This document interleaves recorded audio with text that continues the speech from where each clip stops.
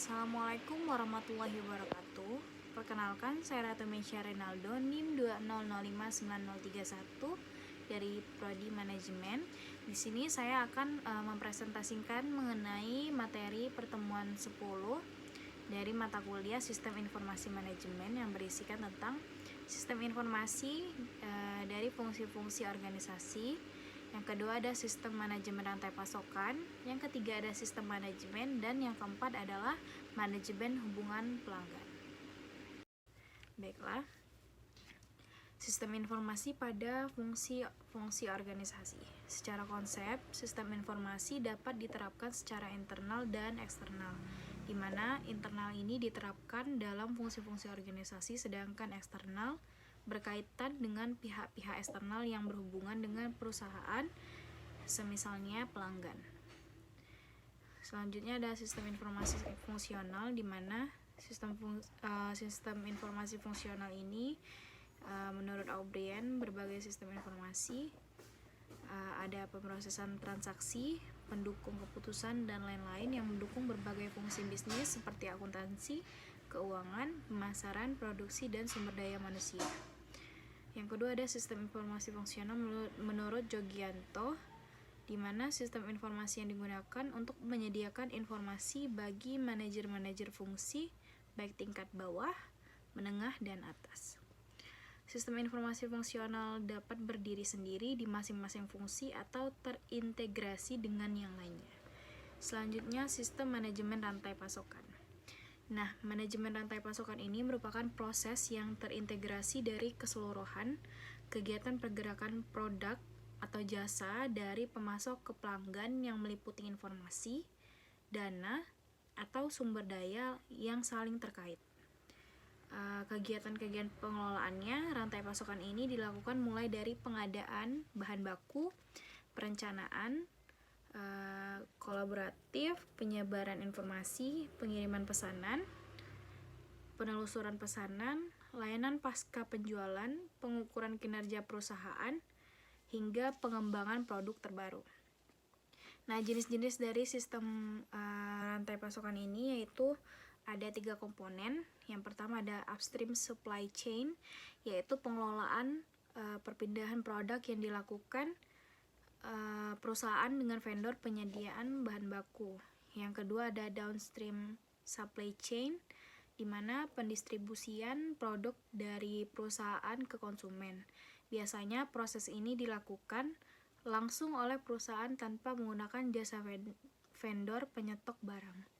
Dan yang ketiga adalah internal supply chain, di mana pengelolaan ketersediaan bahan baku, pasokan bahan baku, serta proses pabrikasi yang dilakukan oleh sistem manajemen. Selanjutnya ada proses manajemen rantai pasokan. Yang pertama adalah pelanggan melakukan pesanan, yang kedua ada perencanaan, yang ketiga ada pembelian, di mana setelah rencana sudah jadi, Departemen Purchasing melakukan pesanan bahan baku dan bahan pendukung yang sudah direncanakan sebelumnya. Nah, yang keempat selanjutnya ini ada inventory, di mana bahan baku dan bahan pendukung yang diterima.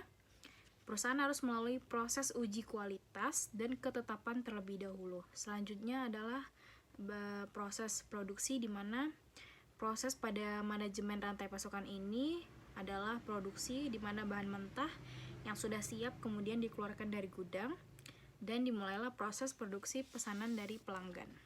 Selanjutnya adalah sistem manajemen. Berdasarkan Organisasi Standarisasi Internasional atau ISO, pengertian sistem manajemen adalah suatu metode yang diterapkan oleh suatu organisasi untuk mengelola berbagai bagian yang terkait dengan bisnis agar bisa mencapai tujuan. Tujuan adanya sistem manajemen ini bisa berbeda-beda tergantung dari perusahaan tersebut. Selanjutnya adalah hubungan pelanggan atau CRM. Manajemen hubungan pelanggan atau CRM adalah kegiatan pengelolaan hubungan antar pelanggan dan perusahaan yang bertujuan untuk memelihara dan membangun hubungan baik dengan pelanggan agar kegiatan bisnis yang terjadi dengan pelanggan dapat terus berjalan berkelanjutan. Nah, sistem manajemen hubungan pelanggan ini merupakan sebuah sistem informasi yang terintegrasi yang digunakan untuk merencanakan, menjadwalkan, dan mengontrol atau mengendalikan aktivitas-aktivitas pra-penjualan dan pasca penjualan yang terjadi dalam perusahaan. Selanjutnya ada komponen dari manajemen hubungan pelanggan ini. Adapun manajemen hubungan pelanggan memiliki 3 komponen penting di dalamnya, yaitu yang pertama adalah manajemen, di mana dalam hal ini adalah pihak-pihak yang terlibat dalam kegiatan interaksi dengan pelanggan seperti call center, tim sales, tim marketing, dan lain sebagainya, dan juga tentang bagaimana strategi mereka dalam menjalankan manajemen hubungan pelanggan yang baik dan tepat. Selanjutnya adalah hubungan atau relationship, di mana komponen dari manajemen hubungan pelanggan yang berikutnya adalah relationship, yaitu tentang bagaimana untuk memberikan pelayanan terbaik untuk menciptakan hubungan baik dengan pelanggan.